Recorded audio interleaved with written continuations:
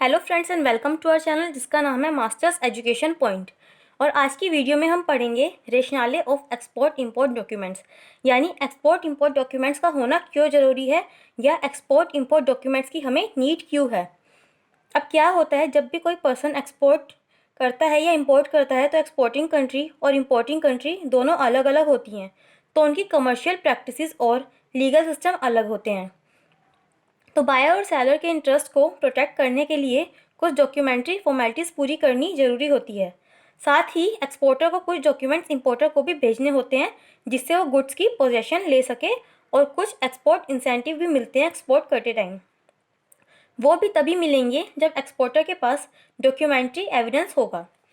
अगर हम सिंपली बोले तो एक्सपोर्ट डॉक्यूमेंट्स हमें चाहिए होते हैं कमर्शियल, लीगल और इंसेंटिव रिक्वायरमेंट्स फुलफिल करने के लिए। तो चलिए पढ़ते हैं इसके बारे में। Rationale of export import documents. Export documentation is commonly considered to be the most complex and difficult part of overseas marketing. When the buyer and seller are operating in two countries, the commercial practices and legal system are different. Thus, for ensuring that the respective interests of the buyer and seller are protected, certain documentary formalities become essential. Similarly, every country has its own laws governing imports and exports. Consequently, the exporter has to comply with laws in his country through documentary formalities.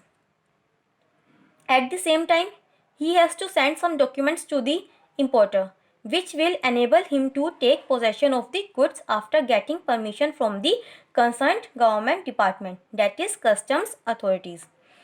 There is yet another reason for documentation in export trade. Such documentation is linked with the claim of export incentives given by almost all countries world over. Since most of these incentives are to be claimed after shipment, the exporter has to give documentary proof of the fact of shipment. In other words, export documents are needed to comply with commercial, legal and incentive requirements. अब क्या होता है, जो export documentation होता है उसे overseas marketing का सबसे कॉम्प्लेक्स और डिफ़िकल्ट पार्ट माना जाता है। जब कोई बायर और सेलर दो कंट्रीज़ से ऑपरेट करते हैं तो दोनों कंट्रीज़ की कमर्शियल प्रैक्टिसेस और लीगल सिस्टम्स डिफरेंट होते हैं। तो ये इंश्योर करने के लिए कि जो बायर और सेलर है उनके इंटरेस्ट प्रोटेक्टेड रहे, कुछ डॉक्यूमेंट्री फॉर्मेलिटीज़ पूरी करना एसेंशियल होता है। ऐसे ही हर कंट्री के खुद के लॉज होते हैं जो एक्सपोर्ट और इम्पोर्ट को गवर्न करते हैं, इसलिए एक्सपोर्टर को कंप्लाई करना होता है उसकी कंट्री के लॉज को इन डॉक्यूमेंट्री फॉर्मेलिटीज़ से। साथ ही साथ उसे ये डॉक्यूमेंट्स इंपोर्टर को भी भेजने होते हैं जो इंपोर्टर को अनेबल करते हैं गुड्स के पोजेशन के लिए कस्टम्स अथॉरिटी से परमिशन लेने के बाद।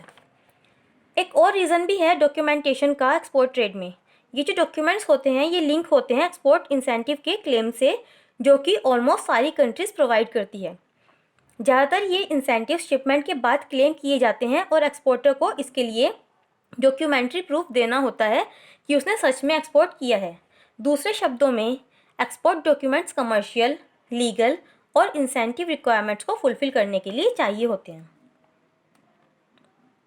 Commercial perspective. Trade between two business firms located in different countries begins with the conclusion of an export contract. Under the contract, the duty of the exporter is to ship the contracted goods in the agreed form and by agreed mode of transport as well as according to agreed time schedule. On the other hand, it is the duty of the importer to remit the sale value of the exporter agreed terms of payment. In this process of physical movement of goods from the exporter to the importer and remittance of sale value in the reverse order, neither the exporter nor the importer is personally and physically involved. Instead, goods are handed over to a shipping company or an airline which issues a receipt for these goods. Further, since goods in transit may be damaged or lost due to some accident, the exporter may be required to get an insurance policy. While these two documents will protect the interest of the importer, the exporter will ensure that these documents are not in the possession of the importer unless he has either paid for the goods or he has made a promise to make payment at a later date. For this purpose, physical possession of the good will be linked with the acceptance of a payment document by the importer. In actual practice, a set of documents given proof of shipment and cargo insurance coverage along with a bill for payment is sent by the exporter to the importer through the banking channel. This set of documents symbolizes ownership in goods.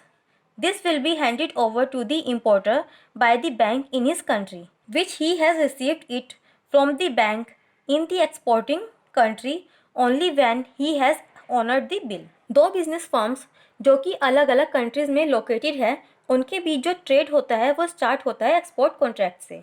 इस contract में जो exporter होता है उसकी duty होती है contracted goods agreed form में agreed mode of transport से एग्रीड टाइम शेड्यूल पर शिप करना, और इम्पोर्टर की ड्यूटी होती है कि जो भी सेल वैल्यू है एक्सपोर्टर की उसे एग्रीड पेमेंट टर्म पर रेमिट करना। अब इस पूरी प्रोसेस में ना तो एक्सपोर्टर ना ही इम्पोर्टर फिजिकली या पर्सनली इन्वॉल्व होता है। इसकी जगह गुड्स जो होती है वो शिपिंग कंपनी को हैंड ओवर कर दी जाती है, जो कि एक रिसिप्ट देती है इन गुड्स के बदले में। ये जो गुड्स होती है वो रास्ते में डैमेज भी हो सकती है किसी एक्सीडेंट की वजह से, तो इसके लिए एक्सपोर्टर को इंश्योरेंस पॉलिसी लेने की भी ज़रूरत होती है। जबकि ये दो डॉक्यूमेंट इंपोर्टर के इंटरेस्ट को प्रोटेक्ट करते हैं, तो एक्सपोर्टर को ये इंश्योर कर लेना चाहिए कि ये डॉक्यूमेंट्स तब तक इंपोर्टर के पोजेशन में ना आए जब तक कि वो गुड्स के लिए पे ना कर दे या वो गुड्स के लिए पे करने का प्रॉमिस कर दे बाद की किसी डेट में। इस पर्पस के लिए जो गुड्स का फिजिकल पोजेशन होता है वो लिंक कर दिया जाता है पेमेंट डॉक्यूमेंट से, जो कि दिया जाता है इंपोर्टर के थ्रू। एक्चुअल में एक डॉक्यूमेंट का सेट जिसमें प्रूफ ऑफ शिपमेंट और कार्गो इंश्योरेंस कवरेज बिल के साथ पेमेंट के लिए सेंड कर दिया जाता है एक्सपोर्टर के द्वारा बैंकिंग चैनल के थ्रू। ये जो डॉक्यूमेंट्स का सेट होता है जो गुड्स की ओनरशिप सिंबलाइज करता है वो बैंक के द्वारा इंपोर्टर को हैंडओवर कर दिया जाता है, जो कि उसे एक्सपोर्टिंग कंट्री के बैंक से मिला है, पर तभी जब वो एग्रीड पेमेंट टर्म्स को फुलफिल करेगा। Legal perspective. All over the world, laws regulating export-import trade as well as movement of foreign exchange has been enacted. In some countries, the regulations are few, which are enforced through some simple procedural and documentation formalities. In other countries, the regulations are many and the enforcement procedures are complex. There is perhaps no country in the world where movement of goods and money is absolutely free. The minimum regulations that one can think of are the one to record the movement of goods from and into a country. For this purpose, the exporter has to declare on a document the details of goods being exported by him. Other than this basic minimum requirements, the government all over the world regulate movement of goods to protect political, economic, cultural and other interests and for implementing trade agreements with other countries.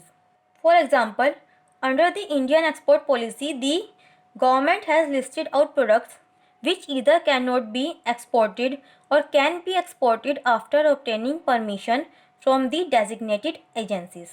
Some of the products are subject to restrictions because of their short supply in the country. Consequently, these products can be exported only after obtaining a quota, for which a documentary proof is to be submitted to the customs authority for shipment purposes. पूरे world में export import trade और foreign exchange से related law और regulations बनाए जाते हैं। कुछ countries में ये जो रेगुलेशंस होते हैं वो कम होते हैं और कुछ कंट्रीज़ में ये प्रोसीजर्स कॉम्प्लेक्स होते हैं। बट किसी भी कंट्री में गुड्स फ्रीली मूव नहीं की जा सकती, चाहे रेगुलेशंस कम हो या ज़्यादा, बट होगी ज़रूर। इसी पर्पस के लिए जो एक्सपोर्टर होता है उसे एक डॉक्यूमेंट पर जो गुड्स वो एक्सपोर्ट कर रहा होता है उसकी डिटेल्स देनी होती है। इससे अलग जो गवर्नमेंट होती है उसे गुड्स की मूवमेंट रेगुलेट करनी होती है पॉलिटिकल, इकोनॉमिक, कल्चरल और अदर इंटरेस्ट प्रोटेक्ट करने के लिए। एग्जांपल के लिए इंडिया की एक्सपोर्ट पॉलिसी में गवर्नमेंट ने कुछ प्रोडक्ट्स लिस्ट किए हैं जिन्हें एक्सपोर्ट नहीं किया जा सकता या डेजिग्नेटेड एजेंसीज की परमिशन के बाद ही एक्सपोर्ट किया जा सकता है। कुछ प्रोडक्ट्स पर रेस्ट्रिक्शन होती है कंट्री में उनकी शॉर्ट सप्लाई की वजह से, इसलिए इन प्रोडक्ट्स को एक कोटा मिलने के बाद एक्सपोर्ट किया जा सकता है, जिसके लिए डॉक्यूमेंट्री प्रूफ कस्टम्स अथॉरिटी को सबमिट करना होता है शिपमेंट के लिए। Incentive perspective. export assistance and incentive measures have become an integral part of policy in larger number of countries. Since these incentives are to be given only to the export activity, documentary proof to this effect is required to be given by the claimant to the disbursing authorities. Such documentary proof should state that the claimant is eligible to receive the incentive, that the goods will be or have been exported according to the export contract, and that the claim has been filed in the manner specified in the policy. बहुत सारी countries में export assistance और incentive measures एक integral part हो गए हैं policy के।